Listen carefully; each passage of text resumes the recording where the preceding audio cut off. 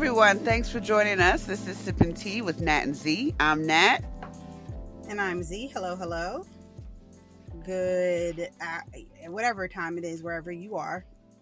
Good Yeah, day.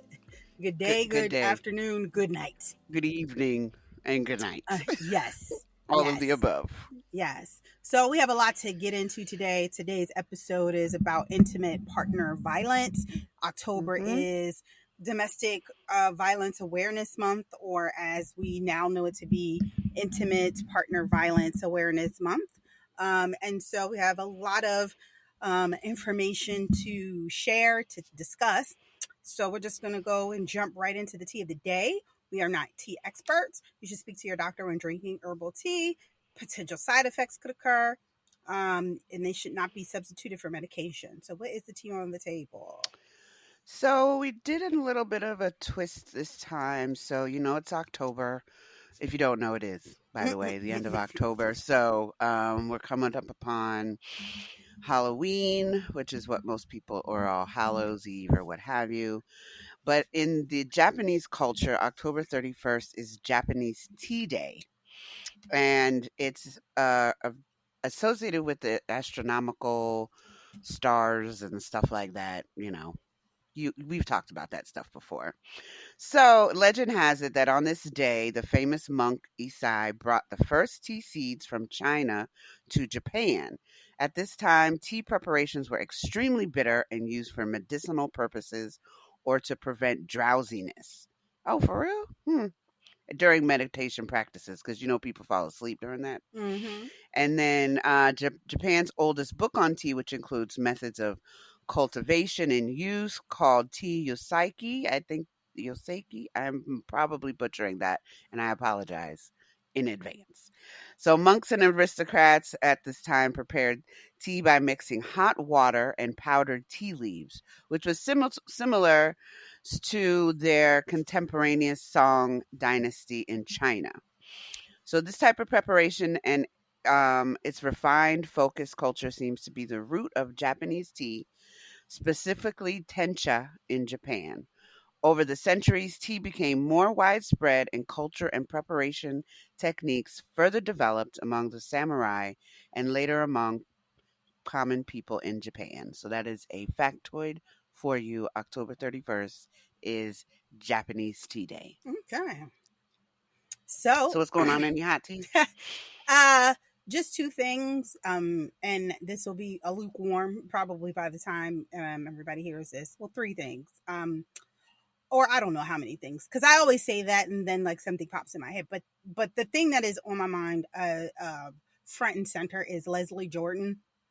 Unfortunately, passed away Yes, today at the age of today. 67. Apparently, he did have a medical emergency while he was driving and he crashed.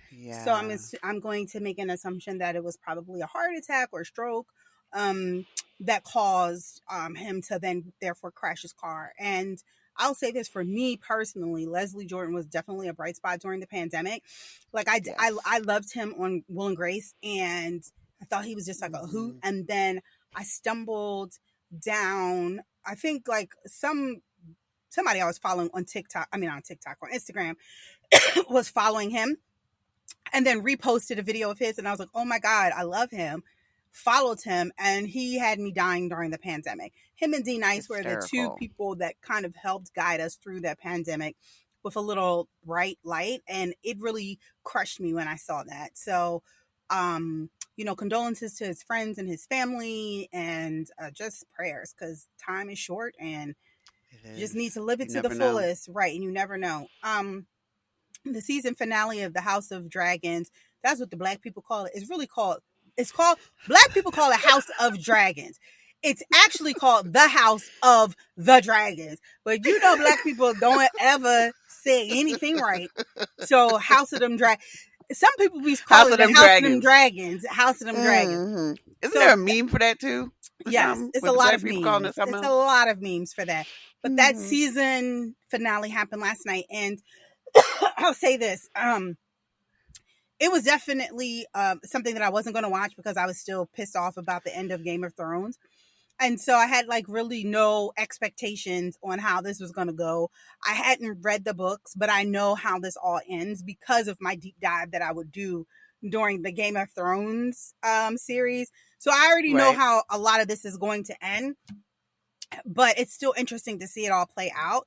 And I will say this was like the way that they ended this season was actually good for me. It left me with enough, but not like I'm not like salivating for the next season to be out tomorrow. Like I can wait. Like I can wait. So if you're a Game of Thrones, the House of Them Dragons fans, let me know because I need somebody to talk to about it because not a lot of people have been watching it. Um, and then there was one more thing that I did want to mention, but for some reason, this is what I had to mention, folks. And it's not really directed to y'all because if you listen to us, you're pretty smart. It's people who just don't. I don't understand what happened to reading comprehension. I don't understand Oh. what happened to our school system. I don't Whew. understand how there are literally grown people out here not knowing information. I saw Mm. like I don't know if y'all know that rapper Glorilla. She's a new female rapper out. She has a very deep husky voice. She was being interviewed and said she did not know foxes were real. Stop We are lying. in the Shut year the of front our door. Lord 2022 and thought that foxes were some type of mythical creature. Didn't Shut understand up. that foxes were real. And I don't even blame her. I blame whatever school system she was brought up in. I blame her mama and her daddy. How don't you know that a fox is real? This is the future What? people. These are the people that are going to be voting and carrying us forward into the future. And let's be real, probably they're not going to vote because if you don't know if Fox is Yeah, real, yeah. the You don't know chances of about you voting. accidentally going to vote are probably slim to none. That's number Oh one. my lord. Number two, reading comprehension has failed a lot of the youth. The Amen. youth. Not the youth, the The youth. you Y'all, it has ute. failed a lot of the youth. So I don't know if it was Shade Room or Baller Alert, posted a picture and it was from, so Tina Knowles, which is Beyonce Knowles' mother, and her husband, they have this charity event yearly. And I don't know what it's for specifically. I think it's like for their theater that they run or own. And I think the money goes to like underserved communities and youth.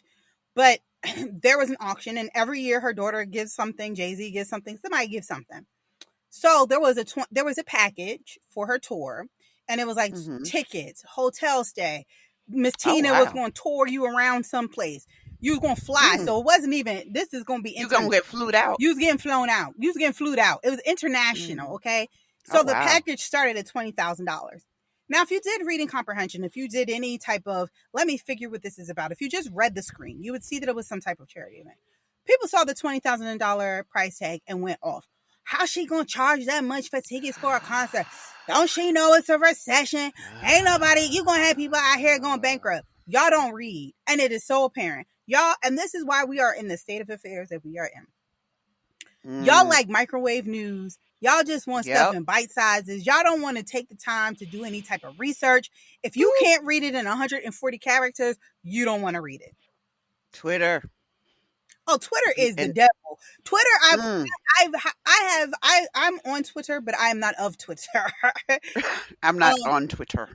I am I on thought it Twitter, was but I'm called not of something else Twitter. before. No, I'm on it. And what I mean by that, I have an account. I'll retweet every now and again, but I usually just go in there for the fun and the jokes and to get into Black Twitter. Twitter is the worst because here's what happens on Twitter. Mm. You'll say, I'm so glad and so blessed that the Lord woke me up today to hear the birds and to see the sun. And somebody will comment, "Oh, you're so insensitive. I lost both of my eyes in a ski accident. I can't see the sun." Oh, you're so insensitive. Do you know that there are people who can't get out of bed? You just, I want to hear just just being an ableist, and you're not really taking into consideration that there's some people who can't wake up. Oh, Oh I'm my an god. atheist, and how dare you come on this timeline talking about how blessed you are because I don't believe in God, and you're just being insensitive. That is Twitter. You What? can't say anything without somebody having some type of rebuttal or telling you how wrong But you are. if that's your truth and you're happy for you, It's yourself and that my is me, how it myself and is. I. That's how it is. And let me tell you, when Elon Musk gets his hands on it, it's going to get worse. Oh. So enjoy it while you can. Black Twitter, enjoy it while you can, because once he gets on there, it's a Oh. wrap.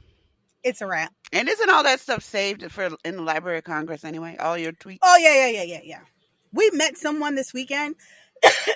Shout out to Sandy. She will never hear this, but we met somebody this weekend at this vineyard, and she went back to get her degree in digital forensic cyber technology or Oh wow. something. And she basically said, because she wanted to go down a rabbit hole to see if we were hacked in 2016. And she went down the rabbit hole, and she says nothing is ever deleted, which we know nothing's ever deleted off your Right. computer. You Of think it is. course. But as a forensic, this is why you need to be careful about what you do, what you say, and how you present yourself in the world, because Hmm. it's never going away. Away. And with Elon Musk, I mean, in some cases, it's going to be good because all the crazies are going to come out and they're going to expose themselves even more. I just don't want to be, Mm-hmm. because Twitter could be a very toxic place if you let it be. So, but that's Wow. it. That's all of the hot tea that I have. So, yeah. All right. Well, we're gonna take a quick break, and when we come back, we'll drop. We will jump right into our tea time segments.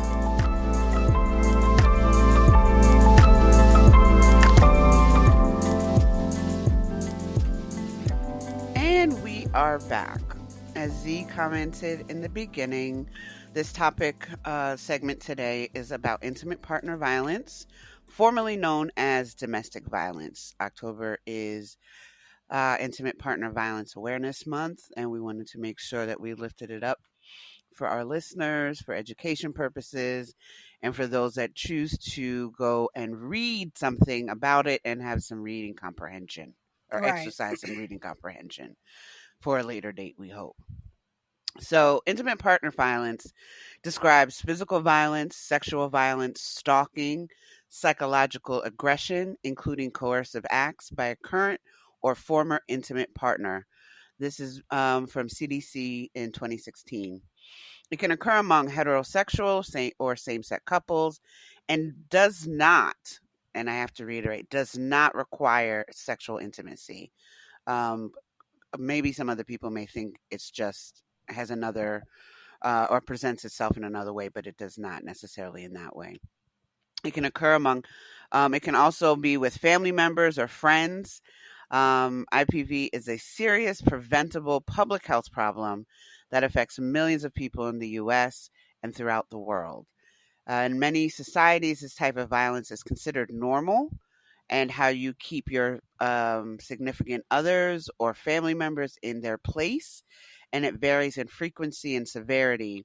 And just so you know, it also occurs on a continuum.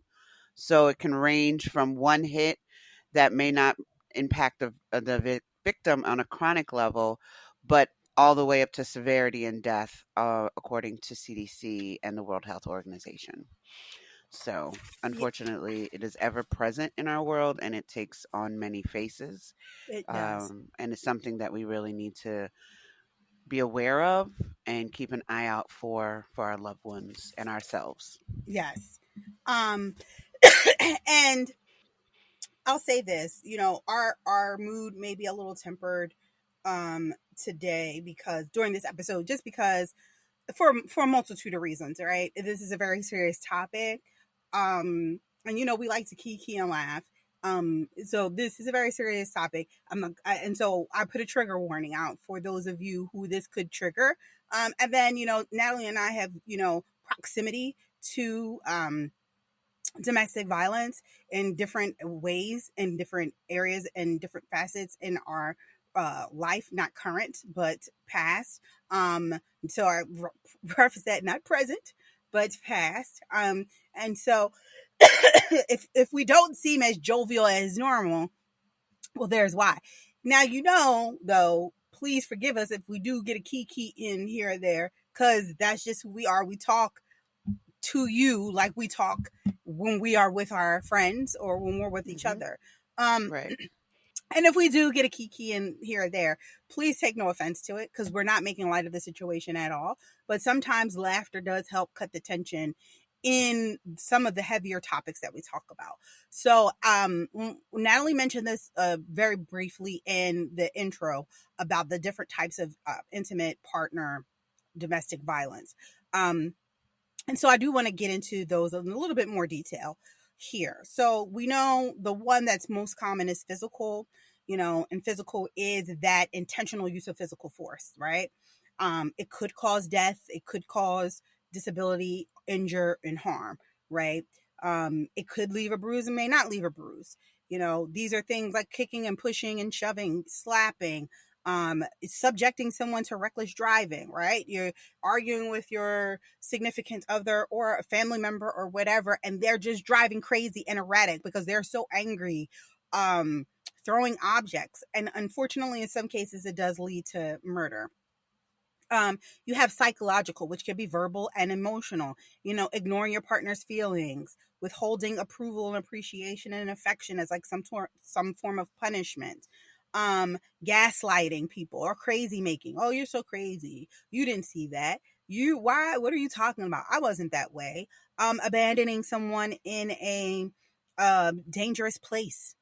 Using children as a way to punish or deprive that person of things, threatening to kidnap their children, abusing, torturing pets. These are all things that happen when someone is abusing you on a psychological level. Then we have sexual, there's rape or penetration of a victim. Um, the victim has been made to penetrate someone else. There's non-physical pressured unwanted penetration, unwanted sexual contacts, and non-contact unwanted sexual experiences. Um, Financial, and I think that this is one that sometimes people are like, really, this is, yes, there is financial abuse. It can occur when one person tries to control the financial independence and freedom of another person. So if you find someone's in a relationship and this could be with parents, like when we see elder abuse, they want to control all the money, but I need to control all of the money, right? I want you to put all your accounts in my name. I need to know how you're spending your money, where you're spending your money, right? I'm going to give you an allowance, and it's not enough for you to live off of. Denying a person or a partner the ability to leave the house to work. Um, Forcing a person to sign over documents against their will, like their taxes, their immigration papers, or other important documents. We see this a lot. There are people who are here maybe illegally. They get these mail order spouses and they come over and it's like, oh, now you're mine. Oh, I'm not going to let you go. If you do this, I'm going to report you to INS. I'm going to do this and I'm going to do that. All of those things are abuse. And I think sometimes we just kind of think of abuse as being physical. A lot of us don't really Yeah. look at the other aspects Mhm. of the abuse. I witnessed someone close to me going through different levels of abuse, going from one relationship that was completely physical to another relationship that was psychological and financial. And you think that maybe somebody would be only susceptible to one type, but you could be susceptible to all types. And then it So can, true. and there could be a cycle in terms of how the abuse is showing up. Maybe it's physical one Mhm. day, financial another day, emotional and verbal another day, sexual another day. Mhm. And a combination therein where one triggers the other one to keep going, unfortunately. Yes. And speaking to the cycle of violence, and the theory of the cycle of violence was developed by Dr. Lenore Walker. It has three distinct phases, which are generally present in violent relationships. So there's the tension building phase, where the abused may feel angry, unfairly treated, hopeless, tense, embarrassed, humiliated, and disgusted. And then that behavior presents itself as they're trying to be nurturing, submissive, or they walk on eggshells and they're afraid to express their true feelings. And then, unfortunately, may try to cope by using alcohol or drugs just to avoid the situation and not think about it. And then there's maybe another situation where the abuser feels self righteous or jealous. And then that behavior may present itself, the abuser's behavior may exhibit a verbally abusive stance, fits of anger. They may um, the silent treatment, which can be very detrimental because you walking on eggshells because the person's not talking to you and you don't know how to handle that. And then they may also present that they're being possessive or arrogant and then demanding of certain things and just be irritable all the time. And they also may use drugs and alcohol to cope with what's going on, or that may be the trigger to their particular behavior. Right. Then there And may be the okay, I have just want to interject real quick. Like, it's important to understand these phases because they are cyclical, right? It is mm-hmm, like the tension phase. If you pay attention to, you understand. You watch a movie or you're watching mm-hmm, something with suspense, and the tension builds, right? The tension is building because the abuser is feeling and behaving a certain way, and then when the abuser feels or behaves a certain way, then the abused begins to exhibit feelings based right, off of that. So, like you said, if the person is being, let's say the abuser is being uh irritable, the abused sees that this person is now irritable, so they're going to start to walk on eggshells and then become submissive because they mm-hmm, understand that the tension is building. right. I think one example just in that situation, real quick, is like in Sleeping with the Enemy movie with Hmm. Julia Roberts. There were certain things and behaviors that her spouse, her husband would fly off the handle about, and then she would just try to be like cook dinner and just not say too much and just kind of just tiptoe around him, and then that could sometimes calm him down where he then didn't necessarily hit her or anything like that. But that was one time you could see it on screen where that tension was building and she's really just like doesn't know what to do but try to soothe the situation, but that also causes her distress, Mm-hmm. unfortunately. And then it's still, unfortunately, in that particular movie, just for an example, does lead to a violent episode phase. So in those situations, the abused may feel frightened, trapped, helpless, or numb. And I think the numb part comes into play also with the alcohol and drug abuse or substance use that may come into play. And then that abused behavior, they may try to protect themselves, submit helplessly, like we said, and become submissive, or try to get away and seek help. Sometimes we hope that, they do try to get away. Then on the other hand, the abuser may feel angry and rage. They feel like they're right no matter what, or they have fits of jealousy and frustration.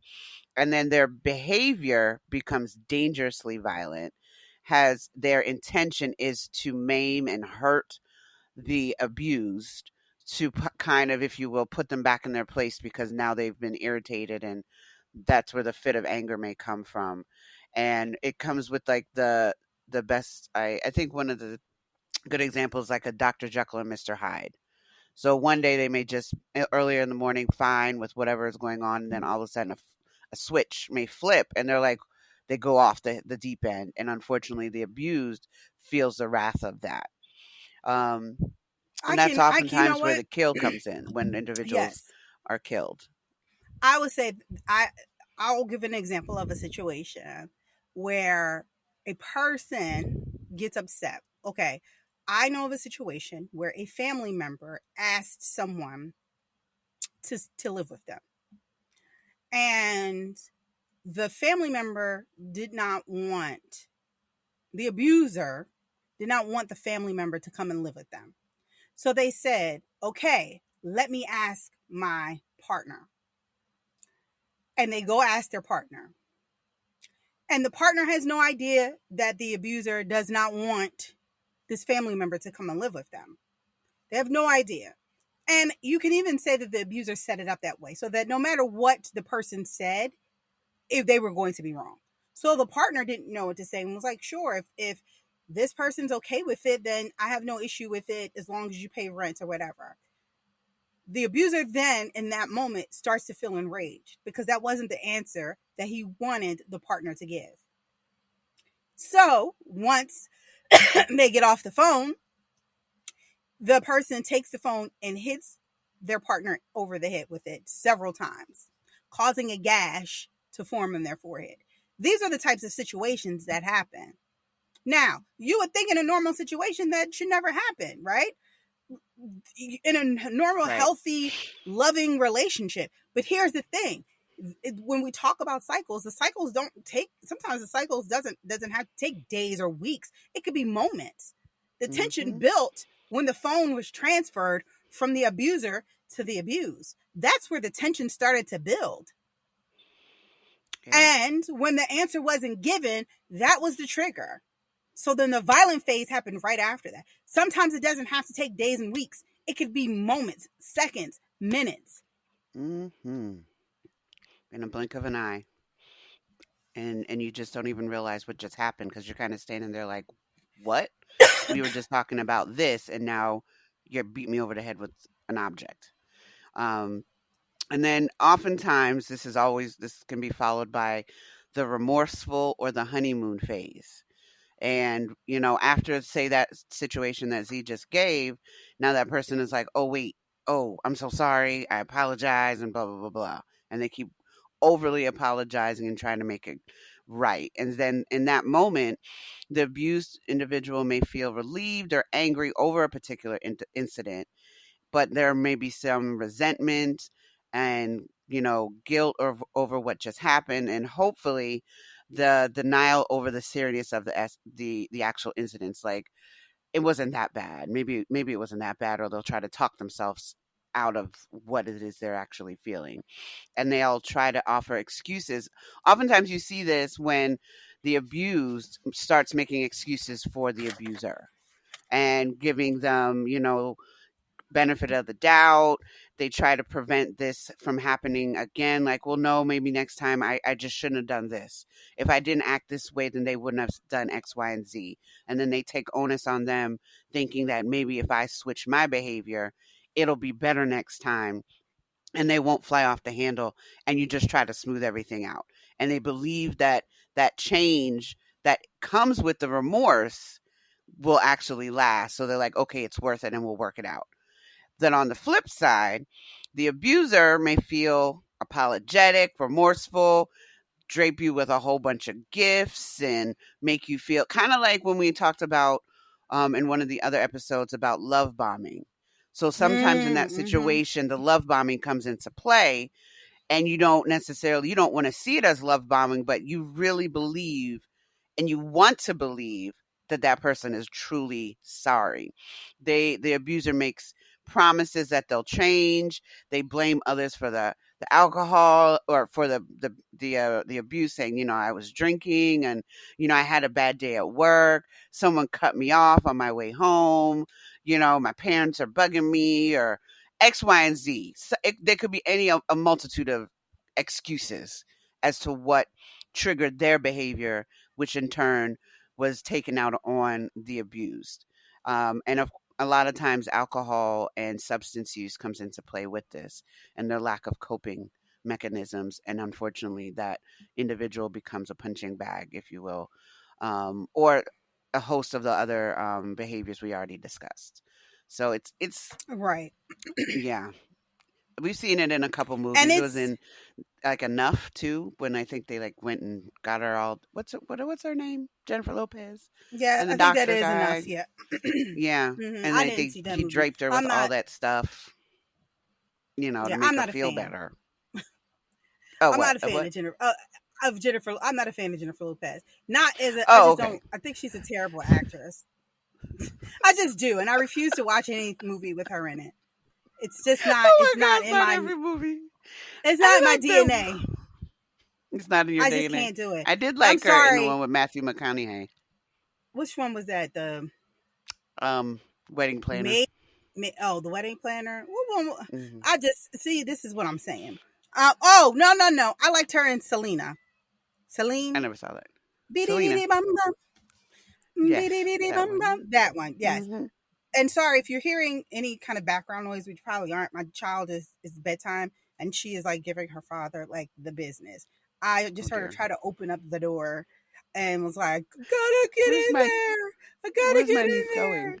there!" I don't know. She's this child is gonna give me a run for my money in a few years. But So we're talking about, how, like, the cycle, we're talking about the different types of abuse. But the one thing that we didn't address, which we kind of try to address these things in the beginning, but it seemed to flow a little bit better in the middle where we are, is like the risk factors. Like, Mhm. what to look for, or what are the factors, the risk factors for people to be involved in intimate partner violence, right? And this can be on both sides. You could be the abuser having these risk factors, or the abused with these risk factors. So some of it is low self-esteem, low education or income, aggressive or delinquent behavior as a youth, drug and alcohol use. We talked about that already. Anger and hostility. There could be a lack of nonviolent social problem solving skills. And we see this. These kids, they want to use guns. They don't know how to solve a problem with just having a At all. conversation. It always escalates. But sometimes it's also seeing this in your environment, right? The Mhm. environment that you live in may perpetuate you being a victim of abuse or you being an abuser. You have a lot of emotional dependence and insecurity. You may have grown up where the strict belief in gender roles was perpetuated, like, constantly. There's a desire for power and control in your relationships, hostility towards women. And there are a lot of men who have a lot of hostility towards women, a lot of jealousy towards women, and a lot of that then translates into what we see. You know what I mean? If you see a man who is Mhm. overly aggressive, red flag from the Yeah, beginning. Trust me when I for tell you, sure. if they're over aggressive over just the smallest thing, cut ties Mm. and run like the wind. Okay? Because Yeah. that is a key sign. If you see somebody get pop off over the smallest shit, and you're looking like, why are you getting mad over this? It's not that serious. And then you Yep. say that, and then they look at you with a level of aggression and disdain. Just cut your ties there, because the shit's only Yeah. gonna get it's only gonna get worse. It's only going to escalate further, right? And there are people who have justifications for violence and aggression. If Yep. you are in a situation where someone can justify to you why they need to be violent or aggressive to you or to other people, cut your ties and run in the beginning. As quick as possible.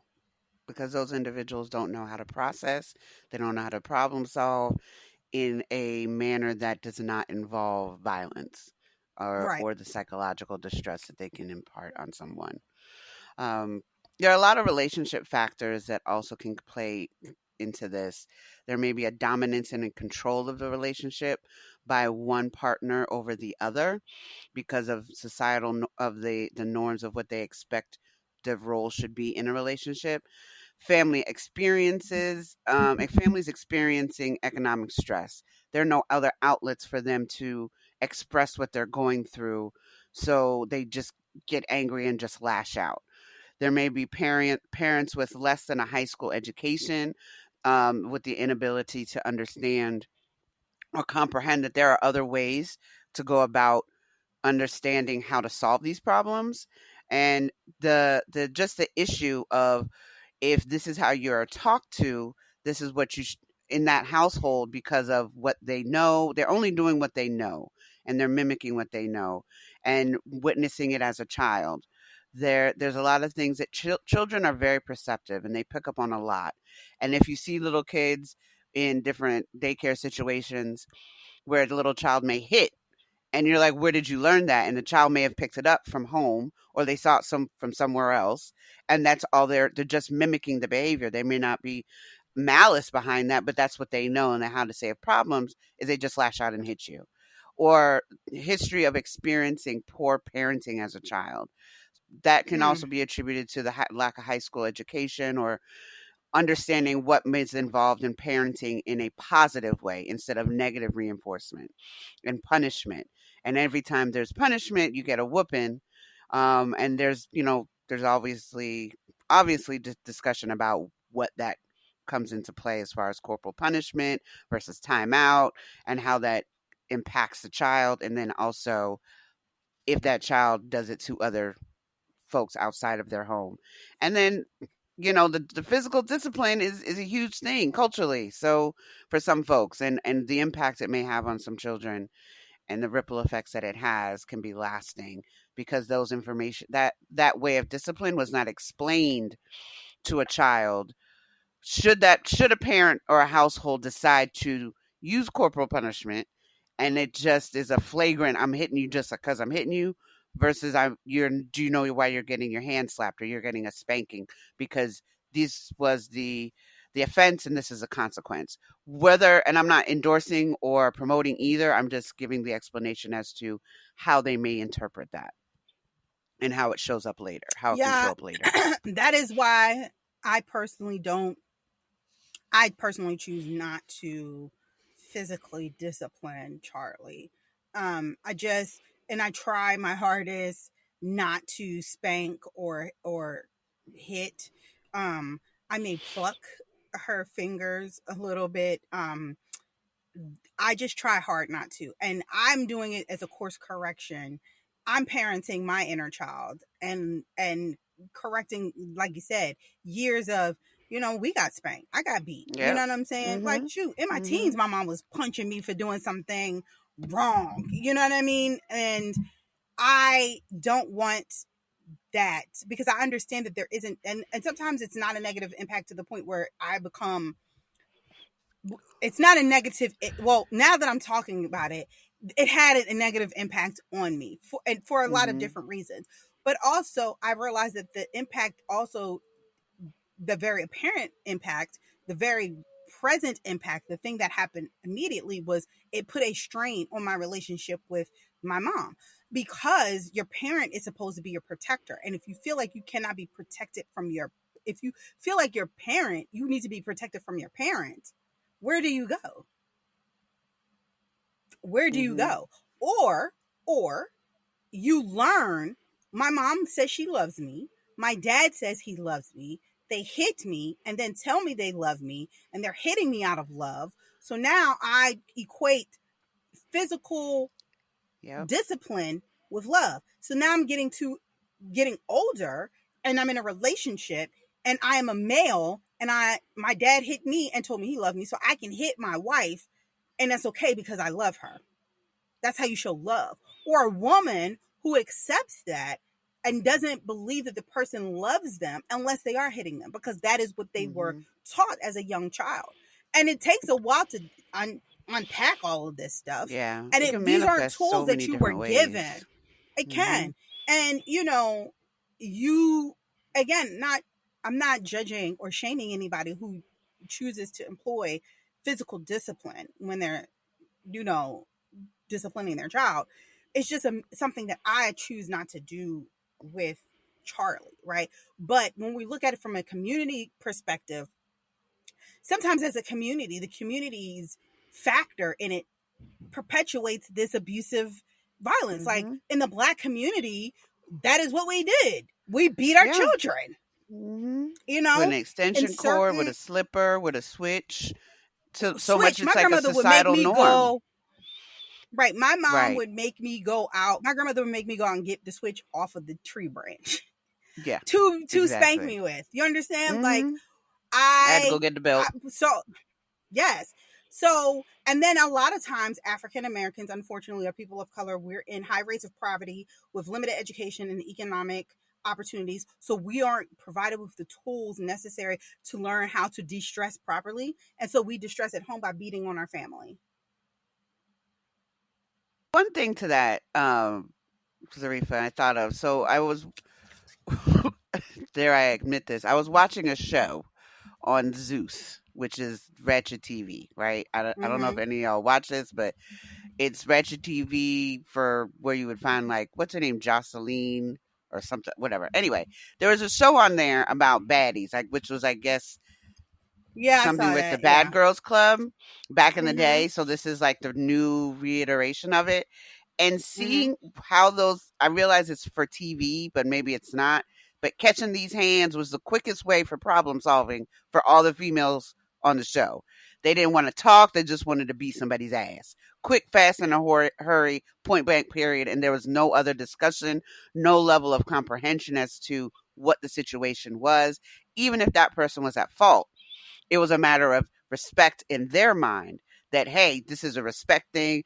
Where I come from, where we come from, where we grew up, or, from my hood or whatever, that's not how we talk to people because you about to catch these hands. And that was a societal norm for them within their community. And there was no time for talking. And it could have literally been, I moved a cup of water and, oh no, you touching my shit. I'm about to whoop your ass. Like, wait, what? How do you go to 0 to 100 so But quick? that's the community in which they have grown up in and thrived in. And that's, those communities again probably have high unemployment rates, high rates of violence and crime, where neighbors aren't looking out for each other. Neighbors don't look out for each other anymore. Back in the day, if you might, when I was coming up, if I was walking doing something on my grandmama's block I ain't having no business doing, somebody on the block was calling my grandparents to tell them Zarifa doing X, What? Y, and Z. That is not, and I think it's more so because people don't want to get harmed because you don't know. You know what I'm saying? Yeah. Communities with easy access to drug and alcohol. But I will say this: let's be clear. This doesn't just happen in the poorest of neighborhoods, in the most underserved communities. This stuff is happening in homes with that are very these people are well educated, well have money, um that are just people of a certain stature. This happens everywhere. Like I remember watching this documentary on that family. I think in Texas, they were like they moved all over, and they had those kids that they had chained up, and the one little girl ran away. They never sent them to school. And the father was like super smart. Like he worked for like Google or he worked for someplace, and he was super smart, and the mother was super smart, and they were buying like nice homes and stuff, but they just were very, I don't know. I don't know. Abusive to their Twisted. children. Like extremely abusive to their children. Hmm. And It's it scary. is very scary. It's very scary. Very And scary. it But makes it makes you kind of wonder how, there's so many levels to this that can start from childhood and then they may not show up till later in life, or when a person is in a situation where they now have a power play or a power position where they can now exact this type of behavior on other people. And you wouldn't mhm. know, and because of how the economic status of these individuals, they can hide it a little bit better. I mean, the guy, whatever his name is, you know who I'm talking about, that died in jail, Jeffrey Dahmer? and no, no, the trafficking guy. I can't Oh, remember his Jeffrey name. Epstein. Yeah. Jeffrey Right. Epstein. And that was definitely a form of Same abuse, and how story. she lured them in, and like those are all psychological things to keep to lure those women into those situation and keep those things going. Mhm. And how society looks at those things, and what the traditional gender norms may come into play can allow some of these things to manifest with the gender inequality, as far as women should be at home barefoot and pregnant, and that children and some women should be seen and not heard. If you're a trophy wife, you just dress up and look pretty and say, do what I say because I have the money to pay for whatever you got on. Or on the flip side, because of the economic situation, and you're not in a great economic situation, so you just kind of take it. um, or you don't enter the workforce to establish yourself financially, and that goes back to the financial abuse, because now you have no agency over your own funds or life, and you just end up being submissive. And then the whole patriarchal society that men should run everything, unfortunately, and whatever comes with that, and you should just take it, in those type of gender roles. There's also looking at the cultural norms that support aggression. There are certain cultures that the wives, if a daughter marries someone and she steps out of line as far as he may see, and he hits her, she may go back to her mother and say, "I just said this to my husband," and the mother will be like, "Well, yeah, you're out of line. He had every right to slap you." And that's something that's passed on generationally, or it's a cultural norm. And then there's no room for you to speak out on anything. unfortunately, and it just kind of perpetuates over the years. And then Or look I at spoke to certain the. situations where Mhm. women get raped and then they blame the women and they kill her. Oh yeah, There's yeah, certain, all the time. Like, what were you wearing? What did you say? How are you walking down the street? What were you presenting yourself as? Because you deserved it. All this other foolishness that comes with that, all that bullshit. like, And isn't then it in certain yeah. Arab cultures where Mhm. they'll say you are bringing shame to our family because you were Yes. raped, and so they'll go kill them Correct. Yeah. because it's your And they'll fault. get stoned. They can get stoned because East Indian, they yeah, yes. cultures, yes. It'll say like So you must have shown some part of your body, or you must have looked at them some sort of way that invited that person to come and attack you, and now you've brought shame on the family. And it's the women's, and unfortunately society still still definitely subscribes to this with so many different just underreported rape and other underreported intimate partner violence situations, because oftentimes it's, well, what did you do for that person to do that to you? And the blame shifting happens a lot, which perpetuates what the culture is, and has been for centuries, unfortunately. yes. And then, we talk about cultural, we've been talking about all these different factors.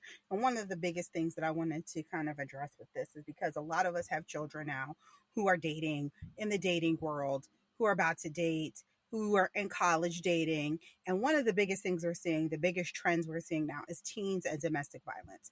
And it's also called dating violence. It can take place in person, online, through technology. It's a type of intimate partner violence that can include a lot of different behaviors, the same that we've seen, the physical violence, the sexual violence, the psychological aggression, the stalking. And I'll say this, I think it's something that we learn and we teach our children at a young age. When a boy hits a girl, oh, it's because he likes you. When a girl hits a boy, oh, it's because he like. No, if a Yeah. boy hits my daughter, I'm never telling her that it's because he likes you.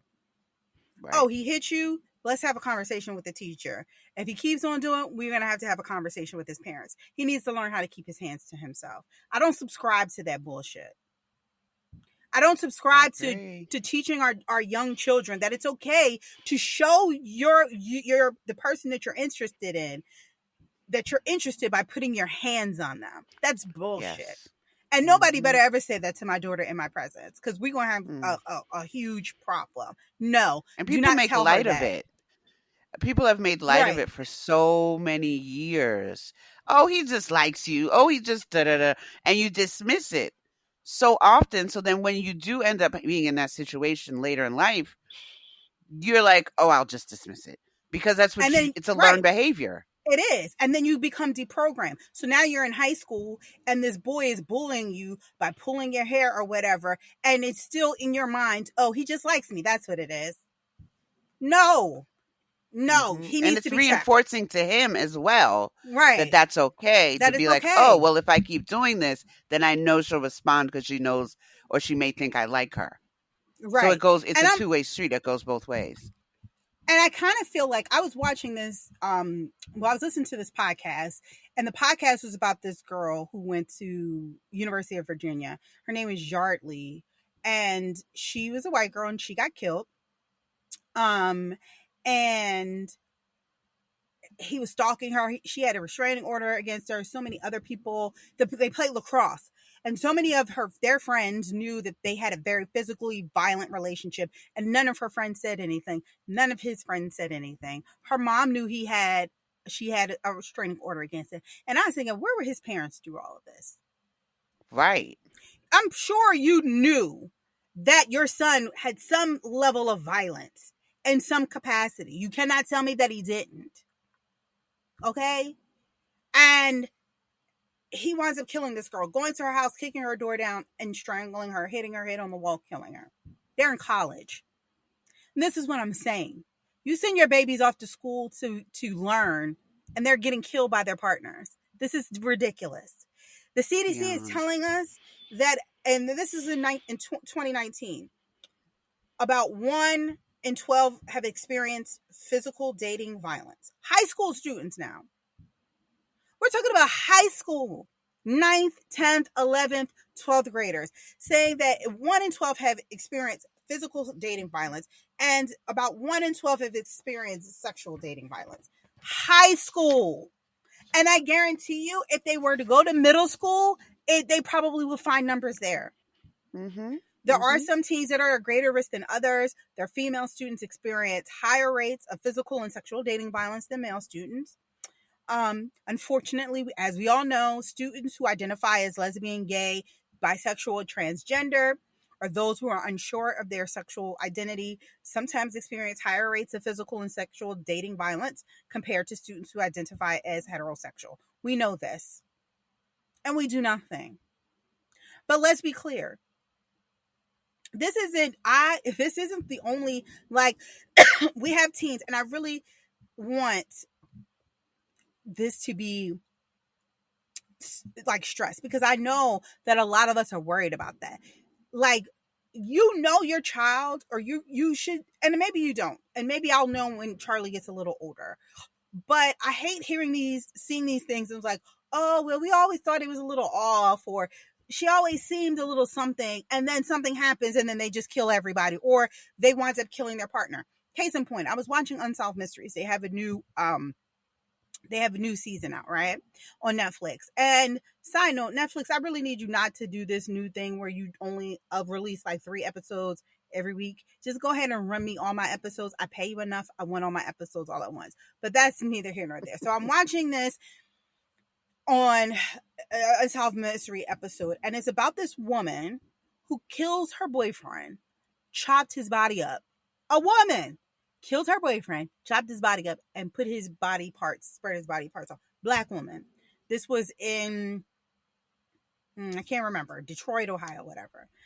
And they were interviewing people, and this one woman that they interviewed, that was his friend. They all knew each other in high school. He was a ladies' man, and they met up after high school and got together. And she says, yeah, when I found out they were dating, I was a little like, okay, if that's what he wants. But, in high school, like, basically saying like these things. And I'm like, so people are aware that there are not patterns, but things that happen,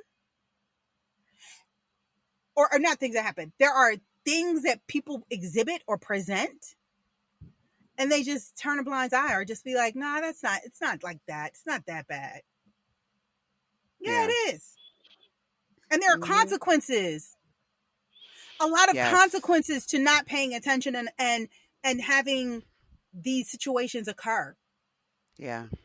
It's it's very troubling. One thing that I know you had touched upon, and I wanted to just give a quick example as far as the stalking.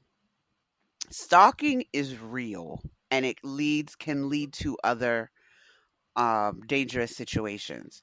There was a situation Can I when share you? I was Can I share a situation from, yes, in college? And it's not funny, so please yes, don't think who are laughing at it. But the shit was, it was crazy. It was the it wildest was shit I have ever be I have ever witnessed. oh my gosh, Zarifa. The shit was crazy. Natalie got stalked in college. Yes. By someone I had never met other than like one summer. I had seen them around. No exchange of numbers, no communication, no talking, no nothing. Nothing. Had never even spoken to the man other than, hey, I saw you in the hallway, and that was it. Whoo! I come home one day to my apartment. This Negro, no, they were not a student. Apparently, this person worked on campus, I guess, and they saw me around campus, but they worked for the school. And I think it was like in food services or something. I come home. This person is in my apartment dating the middle roommate between me and my other soror. And to the point that I'm like, what? What is going on?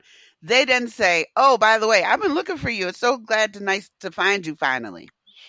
Fast forward, the there's some other things that had happened, and they popping up and all this other stuff. It was at the end of the summer. or beginning of the summer, Zarifa, and It we was were, beginning. yeah, beginning of the summer. That middle roommate had moved out. This person then proceeds to call me and my other roommate were in our apartment. This person proceeds to call my phone and says, "Hey, I'm downstairs. My boy wanted to meet you since you're my girlfriend." Excuse me, who? What? What? It got to the point where I hung up and left it alone. They called and they threatened to kill my roommate. Zarifa was in the apartment with us, and it just went left, and we had to call the cops. We had other people there to protect us and like file a report. It was just, it's crazy, and I had nothing to do with this person. This person just decided I was at Target and they wanted to stalk me. It was insane, absolutely insane. Um, I just be mindful. Be mindful Because you're of your sending your children. surroundings. Yes. Yes, be mindful of your surroundings, be mindful of what's going on, and just try. You don't want to always have to be looking behind over your shoulder, but just be aware when it comes to situations like this, because it's real. It's very It real. is real. And like we said, we send our kids to school, we send them out into the world, and you just don't know. But if, I'll say this. Um there are consequences of having an or being in an intimate partner violence relationship. Um and those consequences can be anxiety, depression. So if and just to pivot away from just talking about teens, if you notice something, if you're starting to see a person that you um are very close to exhibiting some of these behaviors, maybe just check in and say, "Hey, are you okay?" Um, there are symptoms of post traumatic stress disorder. Okay, yes, you can be in a physically abusive relationship and have post traumatic stress disorder. That is probably one of, if you're not in combat, one of the biggest situations you could potentially be in that would exhibit post traumatic stress disorder. If you have a very bubbly, outgoing friend who all of a sudden becomes antisocial or exhibits antisocial behavior, suicidal behavior, low self esteem, inability to trust others, fear of intimacy, emotional detachment, sleep disturbances, flashbacks, or playing the assaults over in your mind. These are all consequences of being in an intimate partner violence situation. And it's sad to see so many, put like this, having been, you know, acutely aware of what abuse can do to a person and seeing it and witnessing it and understanding it, it can be hard on the person watching it, but it's also very difficult um for the person who's in it. And I say this to say, even if you know a friend is in, let's say you know that there is a friend that's in an intimate partner violence situation, and I think we talked about this in the last episode. The worst thing you can do is just turn your back on that person. Yes, it may be difficult because watching them go through that is probably very painful, especially if it's a friend that you love and you care about and you cherish. But if you isolate, if you decide that you no longer want to be there for that person, you have then allowed the abuser to win and to take over. And they will take over. They're like a succubus. They're going to see the weakness and then they're going to thrive and prey on that weakness. It's scary. It's very scary. It's very scary, and it's something that I don't understand why we don't teach it more in school. As in being in public health, it's one of the um, larger issues that we work with, dealing with women and getting the care that they need, and those women that have been exposed to or transmitted HIV due to being in an intimate partner violence situation. And it comes up a lot, or they stay in that situation because their partner knows that they have HIV, and then they use it against them, like, well, who else is going to want you? because you have HIV. So you might as well just stay with me because you know you're going to have a roof over your head, or they leverage certain things when it comes to those type of ailments or what have you, and it just continues to perpetuate, and a lot of women don't feel that they're in a position to leave because now their abuser has put them in this situation, and it encompasses their entire life. And I wish that there was more education on it coming up from elementary school, and definitely reiterated in high school, so that you're more aware of it should you go to college, and be on the lookout for it, so that you can be in positions where you don't necessarily turn your back on your friends or colleagues or what have you. If But also on the flip side, I will say I was also in another situation where I knew someone being a, was in an abusive situation, and I did try to intervene, and I did unfortunately get involved, and I got in a tussle with said individual that threw me up against the wall because I was trying to intervene between that person hitting somebody else. So it's a fine line that you walk. And if there's resources that are available that you can reach out to and provide other folks to have an outlet or a safe haven, I encourage you to do that, because you also run the risk of being in that situation that I was also in, because I did try to intervene and I got caught up and I had to get a restraining order against that person because of how that other person was treating my friend.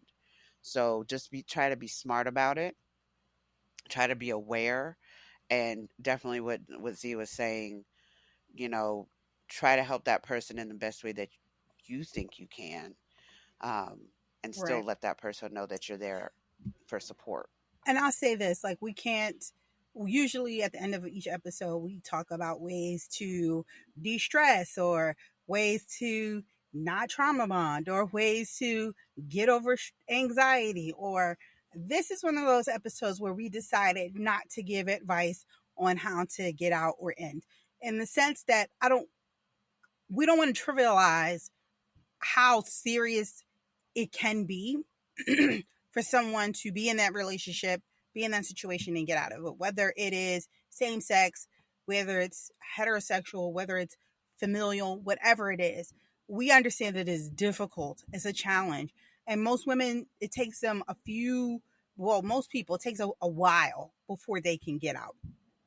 Um, Yeah. and so instead of saying, okay, here are some tools to help you get out of an abusive relationship, I'm not going to do that, because we're not therapists. We're not trained to provide you with the tools to really get out, right? But we can guide you in the right direction. So there is a website, and that website is called The Hotline.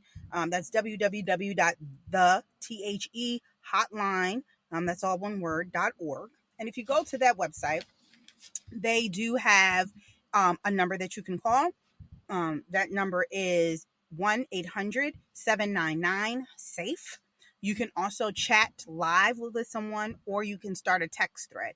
And I find that to be very helpful, because there should be more than one way that you should be able to get help. Maybe you are in an abusive relationship and you can't call, right? Maybe you can only text, can't be on the phone. Maybe you need to have multiple avenues and ways to um be able to seek support. If you go to their website, like I said, they have a lot of different links that you can go to. They have a get help link, they have a plan for safety. uh there is fireworks going on in the background of my house. I don't know what is going on. I'm hoping this is not the start of World War III. Jesus. Oh, Lord. um Well, I'm up the street, so let's just not. I hope that's Yes, not the let's case. hope that's not the case. They have a link where you can identify abuse. They even have a link for you to support others, right? How you can go about supporting others. A plan for safety, and like we said, just being there is a great first step. How to stay at how to start a conversation. Maybe you're someone who just is so confused as to why your friend or your family member is staying. They'll give you reasons why people stay, because it's a very complex situation, and abuse is about power and control. That's it. And so that the most dangerous time, and this is why it's something that we did not want to kind of gloss over and just kind of say, okay, here's some tools. The most dangerous time for a person in an intimate partner violence situation is when they leave. That is the Yep. most dangerous time, because that is when the power and control are gone, Yeah. and that person who's the abuser feels like they have no control, they have no power, and so now all bets are off. Right. So, if you know someone, or if you are someone who is in an abusive relationship, please go to that website. Please use all of the resources that they have there at your disposal, and we just hope that you all got something out of this, and that you feel, if you are in a relationship, a little bit more empowered to know that there are people who are rooting for you, that want you to get out safely. And if you are someone who knows somebody that's in an abusive relationship and you're not sure what to do, I hope that maybe you will understand that it's not as easy as you may think, and that there are a lot of Hmm. psychological, community, environmental things that go into, um, these people being in this relationship, and just Right. understand that. And I think, instead of even going into a quick break and, um, with the last sip of the day, I think we should just end it there and just, Yeah, and I just also want to encourage you with, there's other resources. There's a semicolon campaign to look that up, and then there are other hand gestures that you may be able to do while you're on camera if you're in a Zoom situation or you're in a face-to-face situation.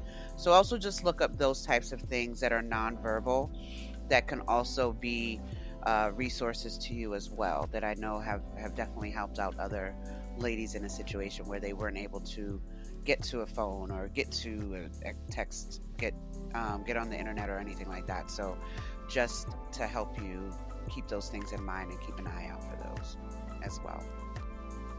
So, as you know, thank you again for joining us this week on Sip and Tea with Nat and Z.